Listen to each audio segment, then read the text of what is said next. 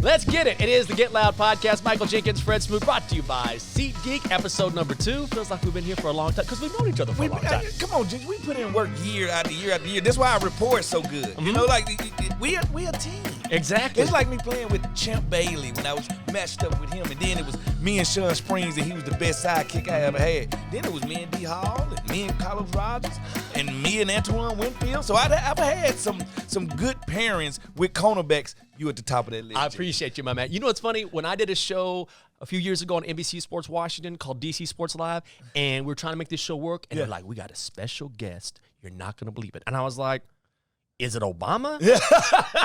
Is it Wale? No. And they're like, you're not going to believe it. And they're like, it's Fred Smoot. I'm like, I know Fred. Right, I'm excited. But I had somebody that was really going to tip the scales here.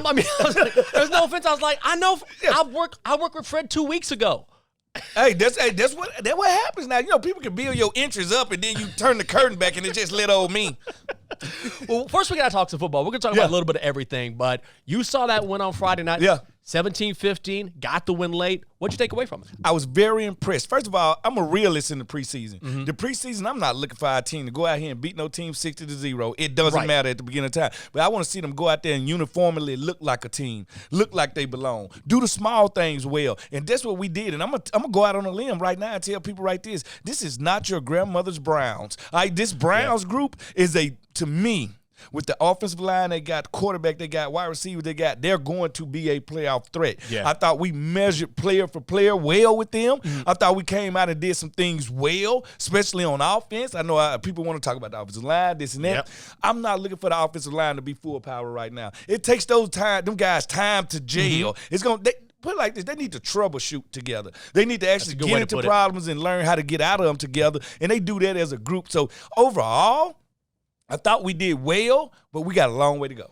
I'm glad you mentioned the offensive line because this is something I had to learn over time is that it is truly a group effort. There has to be communication along every bit of that line for it to work. It's like the ultimate boy band. It's like unless your offensive line is the Backstreet Boys, are they literally in sync and name in sync, they won't play well on the big stage together. Mm-hmm. And that's why they need to get in these things and get in these situations. They learn from how much they play together. That's why if you talk about anybody, say, who's the best line in the league, I bet you they'd had 5+ years together. Yeah. And don't forget, this offensive line is not only welcoming 2-3 new players, they also learning a new scheme under Coach Bieniemy. So at the end of the day, the challenge is there. I think they're open for the challenge. So if they're a boy band, who's a bad boy?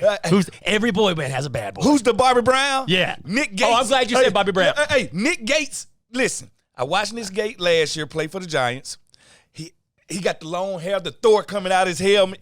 He keep his jersey tucked so you can see his navel. You know what I'm saying? Like, he run them dudes, and he just gets to tussling with everybody. I see him tussling with John Allen. I see him tussling with Payne. You got to have that one fire starter on that line. And if I had to pick the Bobby Brown of this group, it's Nick Gates. I'm glad you said that, and it's no lie. My favorite group of all time, New Edition. Hard to beat. Hard to beat. Hard to beat. My greatest group of all time is the Jackson 5. That's good. Are the Beatles. I'm sorry. I'm a classical guy when it comes to great music. The Jackson 5 were a boy band, and they grew into those roles. They also... Same as New Edition. And the thing about it is, I think great groups are meant to break apart.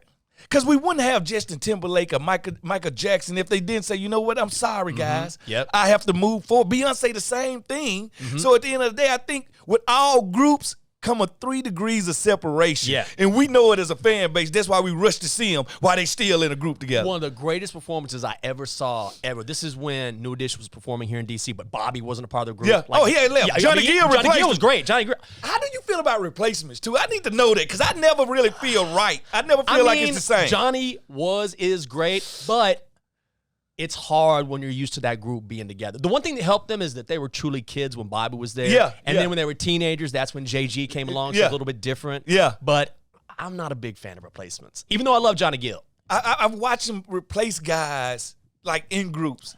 I never looked at the group the same. Like, it feel like, you know what? I just bought a car. The motor went bad. I got a new motor. I don't feel like it's a new car anymore. I feel like it's a used car. I'm serious. I really do, Jeff. No, when I saw a New Edition at Constitution Hall in D.C., everyone's performing, but randomly, and this is a long time ago, all of a sudden, you hear someone say, ladies and gentlemen, Mr. Bobby Brown, and Bobby randomly shows up, and then they start all performing together and performing BBD songs. So you know they've been working out together. Man, that was just hot. My dream concert. Okay. Like if I could just dream a concert, I need Michael Jackson opening that thing. He could play his whole catalog. Marvin Gaye play his. Oh, yeah. And then I needed to be ended by Sir Elton John playing. You want Elton John? Oh, Yellow Brick Road? Hey, listen to me. Hey, I be shocking you, don't it, G? No, I meant I did. Yes, I was like, what other R&B artist is he going to go with? No, I love that. Elton John. Listen, man, Yellow Brick Road is one of those. Classic. The song could mean 3 different things to 3 different people. It's true. I'm down and I got to start over and pick myself up. Maybe I have outweighed this situation, need to go build another situation. Mm-hmm. So it's the artists that really put their soul into it, and the ones that usually put their soul into it, they music art can't be mimicked. Yep. Nobody can mimic Sir Elton John. That's true. Like it cannot. I be trying to do it at karaoke. I haven't figured it out yet. All right, so at the end of the Yellow Brick Road, Yeah. some of these Commanders rookies. Yeah. Maybe there's a place on this roster. Who's some of the young guys that stepped up? Casimir Allen. He's a guy that I'm pulling for, and we know what we've been missing in the return game here. This is where he's going to make his mark at. And I thought he had some strong returns in that game. But he also, people don't understand, is the constant backup truly to a guy like Curtis Samuel, because they're the only 2 wide receivers that can actually play wide receiver, running back, and return kick. Yep. So they mimic each other. I thought he helped himself. I thought a couple of guys on defense helped themselves. Jones got in there, rushed the passer real well on the defense side of the ball. So we got some youngsters that's showing their worth right now, but this roster is so deep. And we saw a lot of it. And Coach Gibbs once told me this. He said, cut day is the most painful day of the year for me. And I was like, Coach, why is cut day? He's like, because if you literally draft well and you sign guys well, you're going to cut some good players that you do not want to release. And we're going to have to go through the same thing. Think about this. We got Big Ridgeway because the Cowboys could not have him on their practice squad. Yeah. They had to cut a good player. They had to do it to get down to 53. That's the same thing that we're looking at. Look at the D-line. The D-line could almost go 11 deep. The wide receivers with Kemp and Tinsley and the rest of those guys. Pringle look good. And Pringle already knows the offense, so he got a one step ahead of these guys. You're talking about 9 deep. You're talking about the tight end room. The DB room is deep. Look, listen, we got a 2nd-round draft pick that's trying to find – Quan is trying to find his way on the field. They got him playing middle safety, free safety, strong safety, Buffalo nickel, everything that he can try to get on this field. But then you got guys like Jeremy Reeves still right there. You got Percy Butler still right there. Percy got a pick. That's what I'm telling you. You got D-Fro. You got Cam. Like, it's so many, and that's what I love. And it also makes practice intense. That's right. And it also makes guys know we don't have a lot of leisure when it comes to leeway to not making plays in this offense or in this defense. So I think the best thing you can do is iron sharpens iron, and that's what we got going on right now. It is a Get Loud podcast. Fred Smoot, Michael Jenkins, presented by SeatGeek. Good to be with you. What do you do when – I don't even know how you make those decisions. That's a very interesting thing that Coach Gibbs said. And it's funny, if you look at the YouTube comments that we get, people say, this dude's definitely making the team. Yeah. This dude's definitely making the team. And I'm like, hey, not all these guys can make the team. I can imagine what goes into that decision. Well, I'm sure it's very hard for the coaches. It's even harder for the players. Let me take you to a player's moment in this situation. The thing about it, we don't know when we're going to get cut, released, or whatever, but we got this thing where we call him the Reaper. All right? Okay. It's just one guy that every team hires, and his job is to walk around and do it. And when the coach say, go get this guy for me. Oh, my God. And he got 2 words, grab the playbook.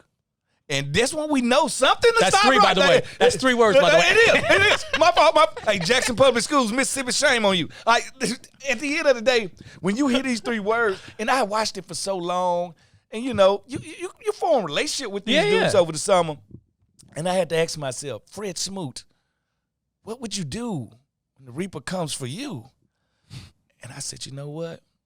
I'm a pretty fast athlete, faster than 1% in this world. I'm going to make him work. Because I watch nobody make him work. And once they say, give me the playbook, they be like, yeah, here. I was like, I'm just going to take off running.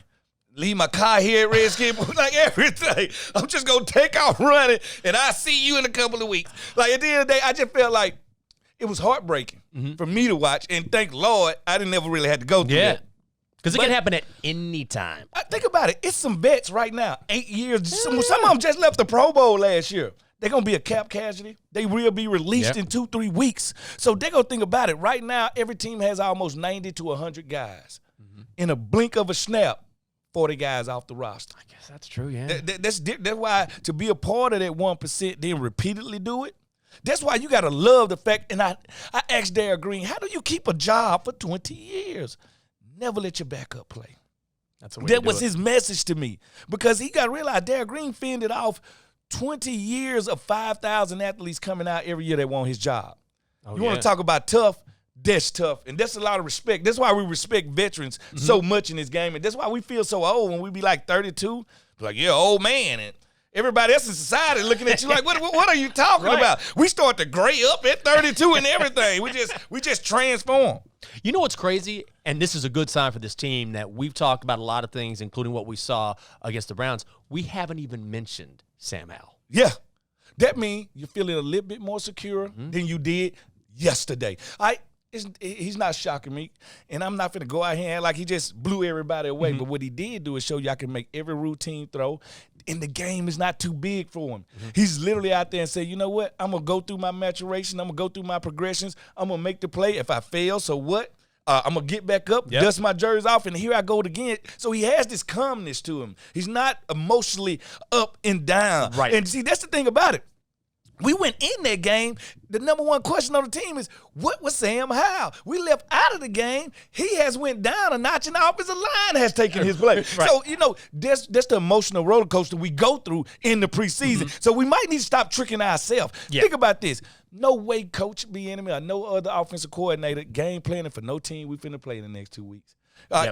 They just going out there saying we're going to run regular plays, and they doing it on the other side of the ball. You can't expect to get too much out of those games. What you do want to do is go in healthy and leave healthy. That's what you want. But these new practices, I got more out of when you get two teams together and we practice together for a couple of days. Then you don't have to hide your game plan.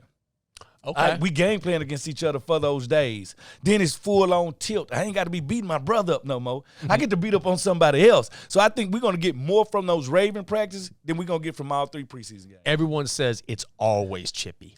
Always. They had Ray Lou, I was there, Ed Reed, Jamal Lewis. Those dudes were no joke. J.O., Big Jonathan Alvin. Yeah. Like they had these, they was the Ravens. Right. You know what I'm saying? So we come down and we just feisty D.C. bunch. We feeling ourselves too. Yeah. I got LeVar Arrington. I got Big Daddy Wilkinson, Bruce Smith. I got the Yellow Jackets over here too now. Yeah. Like, so we ain't finna get pushed around. But yes, when you let the wrestlers in the wrestling ring, somebody gonna get body slam, and it happened over and over again. Yeah. So you know what? But we have no drama with the Ravens.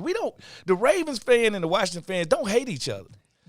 The media, I hate playing the media because I'm part of the media, but the media makes it into something like it's a rivalry. It's not a rivalry. It's not a rivalry. It's something about these fan bases. We kind of play nice. Right. It's like when they said the battle of the Beltways. And I hate to tell the Ravens fans, we loaned you some of our fans to make sure your fan base got a population that it needed. So I just don't see any vitriol there, like us in Philadelphia. There's no love there. Right. There's no love there. So it's a different flow with them. Yeah, for sure. So when you go around what we saw with the preseason over the weekend, I just want to throw out Cardinals and Broncos because Cardinals, Broncos, first 2 weeks of the season. Yeah. Are the Cardinals going to suck? They're going to suck, right? They're in the Caleb Williams sweepstakes is what I call it. Yes, they are. They are in that sweepstakes, and they might be the first team since we drafted LeVar Arrington and Chris Samuels. We had the second and the third pick in that draft. Okay. All right. The Arizona Cardinals might be the first team to have the first and the second pick of the draft. That's right. So I don't know if they're in no rush to win any games. And you got to realize when we played in week 1, new head coach. Yep. Colt McCoy at quarterback. If I'm at the MGM right now, hey, listen, I'm going to look at it for what it truly is. Right. But let's not forget, they still got players. They still got Buda Baker. It's still the NFL. It's still the NFL. You still got to show up. No game will be given to you. But right now, the Cardinals are in a rebuilding stage where I think the Broncos are in one of these stages where we need to see what we got. Sean Payton, new head coach. So 2 new head coaches our first 2 weeks. Yeah. All right. One is trying to see, do we have any players? The other one trying to see, are my players who I think they are? Yeah. Is Russell Wilson still Russell Wilson? All right? That's the question. You don't feel good about that, Jinx? No. Why? Because I just feel like he's done. I don't want him to be done, but it's just, even with he'll be better by virtue of the fact that Sean Payton is there, right? Yeah. And that defense is no joke. That defense is salty. But if you watch that preseason, he had that one touchdown pass late. But it took him a while to get going. He doesn't handle pressure. He's just a different dude. So the question was the Legion of Boom right? Because we heard these whispers coming out when the Legion of Boom was there and Russ was getting all the love, and they like, nah, we the reason that this is going on. And now Russ has his team that's letting him cook, and his dinner is coming out terribly. It's cold. Hey, listen, they let him go get the groceries. They let him have everything he wanted. Is it too much pressure? Do he think too highly of himself? That's the question. You know what's funny about that? I'm not on TikTok a lot, but last year. Ain't you too old to be on TikTok, Jinx? I'm on it. God, my girl's on it for like 3 hours a day. I'm like, you got to take a break. I'm not on TikTok. I feel good about it. She's like, did you hear about that girl? And she had a baby, but the baby got decapitated inside the womb. I'm like, no, that's what happens when you're on TikTok for 2 or 3 hours. So what do you want? I was like, I don't want to hear about this. Yeah. But I saw something last year where it was when Russ went back to Seattle. Yeah. And it was some dude and had some weird camera angle. He's like, look at this. This is after the game. This guy spent his career in Seattle. And it's Russ, after the game, walks onto the field, his former home field. He shakes hand, daps up Geno Smith. No one else, and I mean no one else, came up to him. He had just been there. But it was weird to watch. But he don't look like the vindictive type. Now, I know him and the head coach kind of. Yeah. But come on. No matter when we are as players, when we come back to a place, like when I came back here and played as a Minnesota Viking, man, I was talking to the janitors, I was talking to the fans, all my ex-teammates. You don't forget that part of your life. Right. You don't just cut it off. No, you just don't cut it off. And for him to do that, it makes me feel like he would either feel like he was kicked out or he was alienated. Yep. One out of the two. But he's holding a grudge. Yeah. Hey, guess sensitive thugs need a hug. we know that. We know that, and I'm out here to hug you. We hug you. Right? This is a safe zone right here, man. This is a safe zone, Zeke. So, since we're talking about quarterbacks, Aaron Rodgers, he's going to be the guy for the Jets. Are you tired of him, or you think he's had sort of a renaissance? He's a different dude now? I think I've never seen a guy do a 360. That shows you an unhappy person hurts others. All right? That's the truth to it. I'm a son of a preacher, unhappy people I got quiet. Intentionally hurt other people. He was so unhappy in Green Bay and felt so unappreciated, he couldn't do nothing but lash out. All right, so now he gets to a new place. Hey, think about this, Jinx. Think about living in Green Bay for 18 years of your life. When you be fickle? All right, listen. I've never been to Green Bay. You never will. All right, listen to the thing. Like, imagine it waking up and it's just cornfields with icicles for miles and miles with nothing else. Imagine saying, let's go to a game. No problem. Milwaukee ain't but an hour and 45 minutes away. And then they take you out of Lower Umpton, a.k.a. Green Bay, and take you to the Mecca, New York. He had Swifty concerts. He doing stuff he could never do, being seen as a player, living the life. For the first time, Aaron Rodgers has a life outside of playing football. He can walk out his door now, and they love Aaron Rodgers, the person, just as much they love Aaron Rodgers, the football player. He's in New York. He can do whatever he wants. He's in New York, and to go to the Jets, and if you win a Super Bowl at the Jets, you are Joe Willie Namath II. He will never have to worry about anything else the rest of his life. And you can see it in him. You can see it in his eyes. He literally looks different. He looks younger. Yes. He shaved, he cut his hair. Oh, he looked like I am having the time. His teammates is embracing him. Like, that's all you want to do is make sure your worth feel, you can feel it in the building. Yep. These guys and these kids on this team, they ain't seen nothing like Aaron Rodgers. They have never had a Hall of Fame quarterback. It's just not many to go around. And now that they have him, they see a different light. But now that he got them, they've rejuvenated him. Yep. They've made him younger. When he came there and said, I might play 1 year. Now he talking about, I might play 3 years. Yeah. I might play. Like, that's how you rejuvenate yourself. So I have put the ayahuasca guy, the darkness retreat. The smooth poops. That's what happened when you're in darkness. You run to darkness. Now he in the light, and all he doing is basking in the glory. I think Aaron Rodgers' personality has switched 360, and he's a new man. We have some breaking news that you Commanders fans are going to want to hear. It is official. SeatGeek is now the official ticketing partner of the Washington Commanders. That's right. The deal is finalized, and SeatGeek is the newest member of the Commanders family. If you haven't heard the name yet, get used to it because you'll be hearing it a lot more this season. Whether you're buying or selling tickets to Commanders games or to any other event in the DMV, SeatGeek is the place to do it. SeatGeek, the new official ticketing partner of the Washington Commanders, so Commanders fans can fan. So you've watched Quarterback on Netflix a little bit, right? Yes, I have. So one thing I find fascinating about that is, and Chris Jones from the Chiefs was talking about this, and we saw this from Patrick Mahomes, where Chris Jones was saying some quarterbacks are real nice. Yeah. Joe Burrow is real nice. Yeah, but I that can see Josh that. Allen gets nasty, will talk smack. Yeah. And Patrick Mahomes was saying, hey, I always talk nice to the D-line, to the linebackers. Yeah. I want them to hit me a little bit softer. Little bit softer. Is there something to that? Yeah, great way to be a politician on that by him. Yes. But at the end of the day, yes, it is. Phillip Rivers, dog. Really? Phillip Rivers come out in pregame just yapping. All right, that's what Phillip Give me an do. example. Do you have it that you can share? No, like literally, you come out on the field. You know, the quarterback's usually out there first. They Yeah. warming up. DBs, couple of us run out there. 2-1. Smoot, 2-7. I'm going to try out to see how good she is today. Like just something just to agitate From the her. jump? From the jump. Then he'd be like, yeah, we've been studying the live film. You don't like them comebacks, do you? So he really just, he putting something in your head. Brett Favre, same way. Brett come out there, he warming up like, this ball for you.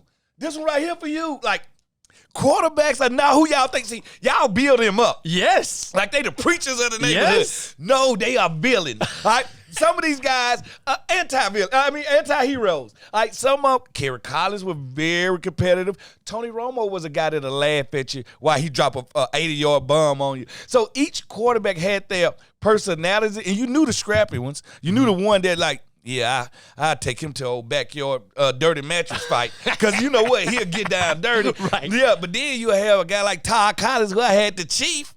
I can't do nothing to you but take you to church with me because that's who the chief was. So different quarterbacks do different things. And it is a shock you whose mentality is like Peyton is cerebral as he was. Yeah. His competitive juices get to flowing. Forget chewing you out. He chewing his whole, like he chewing his team out. Yeah. So it's different guy. Tom Brady. Tom talks. Really? He talks a lot. Like when I say talks a lot, Tom will get in your. I ain't gonna lie. He wasn't in. If you don't really attack him, he won't attack you. But you see from time to time, he'll get in someone's face. That's because they attacked him. That's what I mean. So he one of them guys. He responds. He don't initiate. But then you got your initiators like Favre and the rest of these guys that initiate. Then you got your guys come out there with that arrogant. I might drop 80 yards on you today, or maybe 100. That's the Aaron Rodgers. Right? That's the guy that comes out there and does it like that. So I think it's a different view for all of them. Mm-hmm. I just had a lucky chance that I got to play with generational guys that all played the game in their own little way. So the phrase "smoot smack" is a thing for a reason. Yeah. How much talking did you do? What did you used to do? You know what? I weaponize verbal conversation at an early age. I come from a family that's very loud. Everybody talks. Mississippi, you know how it is. Did you have to like talk to so people would hear you because everybody's talking? Everybody talking over you. Yeah. So therefore, you project louder because now it ain't who right. It's who the loudest. So then it go from that. Then don't forget, I was never the biggest guy. So I had to weaponize my language because I'm 170. All right? And I'm trying to get your attention because if I can get you to look at me, now I can get you to respect my game. Now, people don't understand. Y'all think we just talk to talk. No, I'm weaponizing it so I can hurt your game. Mm-hmm. Some guys cannot take verbal warfare. They cannot take, because once they're focused on me and they're mad at me, I don't care what your emotion is. If I make you happy, smile, I'll make you mad. I'm in your head.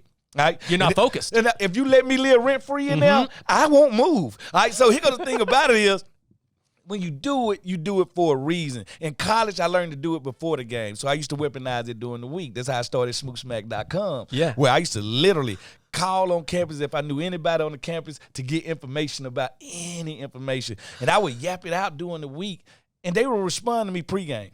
Oh, really? Nah, they would respond to me. Can't believe you said that. Why? Ain't nothing off guards with us. What is you talking about? So I think it's more when people hear us say trash talk, I think it's first level, I think they think. No, this is third level stuff right here that we're doing. We're not doing it just to make each other feel happy, sad, or mad. Okay, here's a question. Yeah. When or if does it cross a line? We like, try to keep it within we try to genuinely keep mama and them's out of this. We try to keep mama and them's out of this. That's what I'm asking. We keep her out of it. We try. But girlfriends, well, like none of they coming. Yeah. They're gonna talk trash to you. Like, but we try to keep family members for the most part out of it. And we try to make it more play. Mm-hmm. What play? Like, I seen what you did last week, which was absolutely nothing. Right. Like I tell a dude, like, check this out, man. I hope they put pockets in your pants this week, cause this way your hands gonna be. Like, just anything. I got this blanket over here. You want to lay on it with me? We can throw a pic. Like, you just anything. But then I had guys like Reggie Wayne, they're stoic. That's crazy to me. That I would just sit there and yap at, and he would just look at me like, you a damn fool. Like, he would just look at me. His emotion wouldn't go up and down. He would just look at me and wouldn't say nothing. By the third quarter, I'm like, am I not getting through to him? Yeah. Am I like, what's going on? Am I losing my touch? Am I hoarse right now? Yeah. Like, because he wouldn't respond. But then you got your guys that's going to respond. Mm-hmm. And they want to beat fire with fire. Like, pound for pound, the best trash talker I probably ever played against, we met in college. And that's Chad Johnson. Oh, I bet that's right. That makes perfect sense. Well, because I always grade my trash talkers off this. Do he talk noise before he make a play? Or do he talk noise after? Because I call one of them a front runner. Because if you make a catch on me and then you want to show out, you're a front runner. You wouldn't say nothing beforehand. All right. Chad going to talk before the game, after the game, during the game. And me and him had this one thing that I thought me and him was few of many. Okay. We could talk while we running. Wait. Talk while you're like running a route, or you're trying to guard somebody? He running the route, I'm checking the route, and we talking as the route goes on. Where you going? Oh, I'm going right here. You can't stop me. Like, I used to literally like run beside people talking. They were like, what's wrong with you? Yes. Like, yeah, because I had the ability to talk during the play and communicate. And Chad was one of the receivers that from the snap of the ball to the into the route to the catch. Like, he's talking during the catch. Oh, I got you. Right. Like, so it's this thing where this is really verbal warfare because we going tit for tat, back, forth, different. Now you got him who's a happy trash talker. Like, he's going to do it more of the Joker. See, that's how I'd always said who I was. As a hero, I'm Deadpool. As a villain, I'm the Joker. Why it's so serious? Now you got your guys like Steve Smith. Now, he's an animal. Now, I would not mess with Steve Smith, when he by the way. talk trash, he's doing it in an angry man way. Right. He's doing it in, I don't want my neighbor on my grass. He that type of dude. Bulldog trash talker. Then you got your guy like Strahan. Strahan, he in there like Chris Rock, like a professional comedian. And see, the funny thing about Strahan, you would think he would like to talk trash to the offensive player because he's a defensive player. When I'm on the field, he's talking trash to me. All right, so when I get out the field and he on the field, I'm talking trash to him. And then next thing I know, all I see him turn around and smile. All I see is then after he done got 27 sacks. So you got different type dudes, and then you got a guy like Ray Lewis. He gonna talk trash to you and throw a Bible at you at the same time. Like he said, I'm only doing this in the name of the Lord. So you got different guys that attack you in different ways. Didn't Steve Smith a couple years ago tell Michael Urban he was gonna beat his on live TV. Yes, like, that's who he is. Like, very much B. Mitch like. Yes. If you hit the right button with B. Mitch. He goes from just turns. It just turns very quickly. The Bulldog comes out, and Steve Smith has that also. You can only take them so far before they really just say, you know what? Can't talk no more trash no more. Fisticuffs. Put them up right now. Man, years ago, I don't know if you remember this, we did a show called Monday Night Live on Comcast Sportsnet back in the day. And it was me, it was Sean, it was John Jansen, and I was the dude in the crowd, and I'd known John now for a little while, so I gave him a hard time because he's obviously a huge dude. And I said something to him jokingly. I mean, look at me. And something went off, and that Midwestern boy comes out, and he goes, why don't you come up here and I'll show you.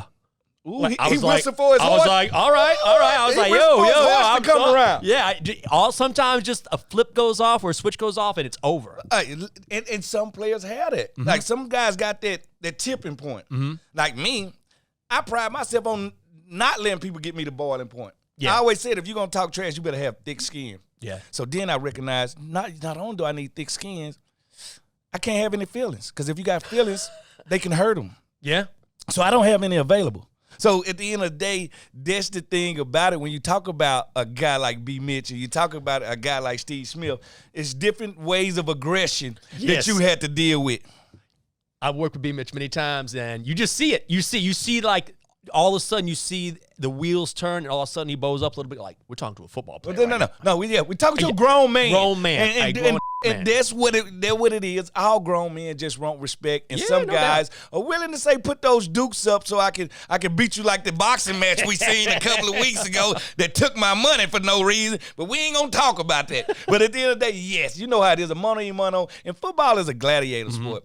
That's why when I took a trip to Rome, first thing I did was go to the Coliseum. I've been to Rome 3, 4, 5 times, and I never stopped going to the Coliseum because when I'm on that hollow ground, I say these athletes just shed blood is the reason athletes now are the players they are now. Yeah. Everything started in that Coliseum. I believe B. Mitch was in Sharknado 3, had a cameo in that. And got 8 and still jumped off the shark at the end of it. Yeah, you ever been in the movie?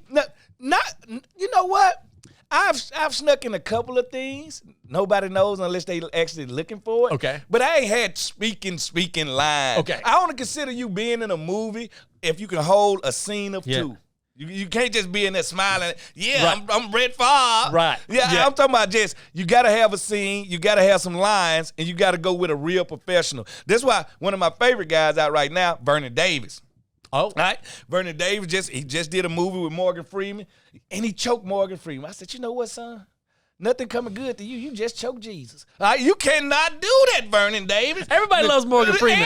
The voice. Yes. Listen to me. But like he said, it was a privilege to be on set with him. He said, I learned so much from him. And he's like, yeah, and I got to spend like 3 months in Mississippi filming it. So most definitely, Vernon is one of those taking it very serious. Go check everything he do out right now. Ooh, I got to check that out. So when you think about the best athlete appearances in movies all time, and they go on and on and on, what are some of your favorites? Now, we got to have some rules. Okay. Because I don't know if we can put wrestlers in here because they normally leave wrestling and go become actors. Yes. It's less of a cameo than it is like it becomes part of your profession. The next progression exactly. of what they do. So if you're talking about true athletes, the GOAT, I got to say it's Jim Brown. Because I think he one of the first groundbreaking guys that they took athletes serious when it came to acting. Like, so Jim Brown is the GOAT. But, boy, my list. It's a good list. Lawrence Taylor.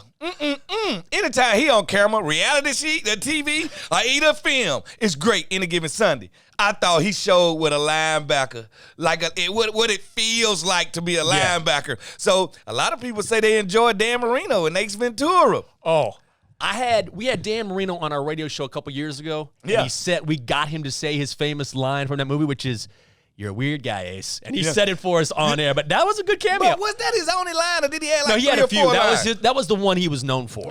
Well, I got one for you that I know you ain't even thinking about because it's too new. Marshawn Lynch in Westworld. See, that's too deep for you. See, he's in Westworld? Did you not know that he in the last season? The whole entire season. Running rampant. And wait. Marshawn Lynch is in. I stopped watching about after 2 seasons of Westworld. No. He's in the full third season, half of the last season. He is? Yes, and he's I don't know if it's in real reality or Rehoboam. I don't know if they still in the computer. But what I do know, Marshawn did a great job in this. He's hilarious. No, but he can't be hilarious in this, right? He's got to be serious. No, it's more serious in this one. Okay, yeah. Because it's more revolution at this time while he's running around and everything going rabbit, everything all changed. So I thought he did a great job in it. And, I got to bring up my fellow Mississippian, old Brett Favre. Something about that. Mary, that's a good one.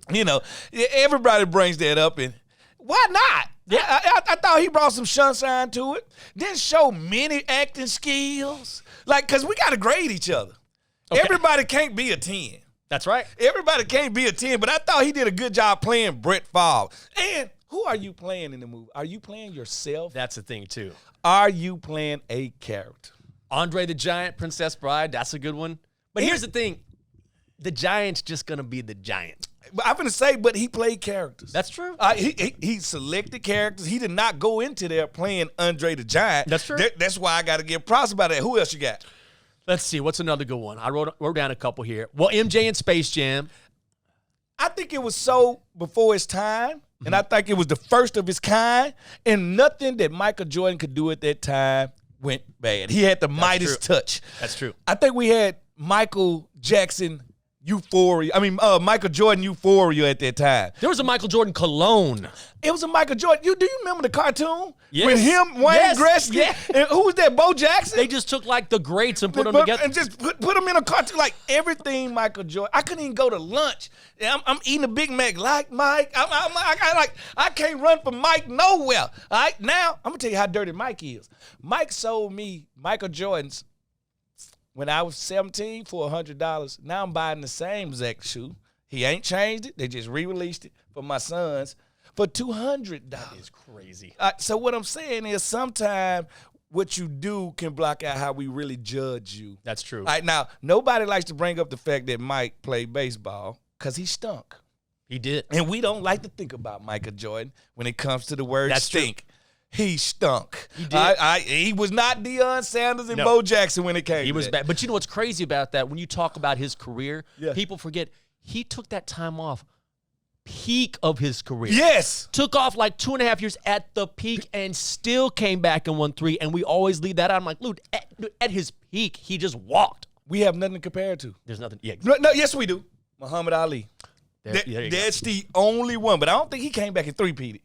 Like, I don't think he came back and did the things that Jordan did at that level that he did it at. You're so right about MJ. One of my favorite memories when I was a kid was I opened up a pack of basketball cards, and I had 2 Jordan second-year cards. And I was like, did you not keep them? Oh, I got the rookie. I have a rookie card, one of my most prized possessions. Why you ain't sold it yet? I'm just holding on to it, man. So what, till you turn bald? What you holding on to? Like, some stuff should be auctioned right now. I've got it. The Mike Colley beat-through 2 weeks ago in Vegas has already hit the auction, and you holding on to a rookie? Yeah. Hey, we're going to have to break in Jink's house. I had 2 second-year cards, and I was like, okay, perfect. I got a second one. I swear to God, I put this in a self-addressed stamped envelope. Yeah. I wrote Michael Jordan, and I addressed it to Chicago Stadium. This is before United Center, and I said, I'm your biggest fan. If you could just sign this and send it back to me, I'd be forever grateful. Long note. Put it in the mail. Forgot about it. 6 months later, I got back, and I had forgotten about it. I was like, this looks like my writing because of the self-addressed stamped envelope. Open it up, signed MJ card. Isn't that crazy? That's ridiculous. Crazy. Come on, man. A small kid in the middle of nowhere in Texas. I thought it was the greatest thing ever. Why are you still working with me? What's wrong with you? You're not a jinx. You're a jerk for that one. Before we let the people go, let's bring it right back around because we do have joint practices this week. Yeah. Okay, so what are some of the things you're looking for, Commanders and Ravens? I'm looking for us to match their physicality. I'm going to start there. If you can move the ball on this team offensively, the Ravens you can move it on anybody in the NFL. If you can stop the Ravens offense with the weapons they got, you can stop anybody in there. Can we go in there? Can we match their intensity? 2, can we go in there and show them that we got some penmanship over here now? We can beat you with your pen. We don't have to out-physical you all the time. And what you you mean finesse? Well, not finesse. I'm talking about, the one thing about it, this is why I love Coach Eric Bieniemy being here. I have to play against the offensive coordinator. Some offensive coordinators, they beat us before we even get on the field. They beat us with what we call the pen. Yeah. They design plays to attack our weaknesses. And I want to see them do that because this is what you can do that you can't do in the preseason game. Show plays. Mm-hmm. Close practices, you can show plays. Mm-hmm. All right, now we can run what we're going to run week 1, week 2, week 3. You can do that because the whole world not watching you. Now, when we do preseason game, everything's gray. Nobody's showing plays and nobody game scheme. So I want to see how they respond to that, and I really want to see how they respond when they get hit in the mouth. Because the one thing you know, going up 95, you're going to get hit in the mouth. Yep. Now the question is you going to hit back? Offensive line, you will be put to the test. Defensive line, you will be put to the test. Mm-hmm. DBs, you will be put to the test. So you're going to know a lot about your team, probably more than you are after week 3 in the preseason. Mm-hmm. You're going to know more about your team after this week than anything. Who is one guy who has showed out a little bit, but you want to see more? You want to see more. Oh, Khaleke Hudson feel like he right at that bubble where it's like, I'm finna bust into stardom. Yeah. Either they just won't give me that chance I'm looking for. Like, he's like, I think I expect a lot. I think he can be very good. A lot of people don't understand. He plays safety, bulked up to play linebacker. That allows him the covering ability to do a lot of stuff that they want to do. And I also just want to see Chase Young. which looked good in the first He game. had a couple. He was this close to a couple sacks. He was doing things that Chase Young do. Like I tell people, when people get hurt, don't worry about the year they come back. It's always the next year. Because then you got a chance to have an offseason so I can get better. If I'm in the offseason that I got hurt, I'm just trying to get well. It's totally a different. I think Chase Young going to be that guy that say, you know what? Y'all miss me? Because I ain't went nowhere. Right. So Chase Young is that dude, especially contract year, Jinx. Contract year. We find way, we muster up the strength of a mustard seed doing them years. We're ready for preseason game number 2, Ravens and Commanders, and joint practices. That's going to do it for this edition of the Get Loud podcast, presented by SeatGeek. That's my guy, Fred Smoot. I'm Michael Jenkins. We'll see you next week. Bo Bun and John Wick, too. Don't forget that.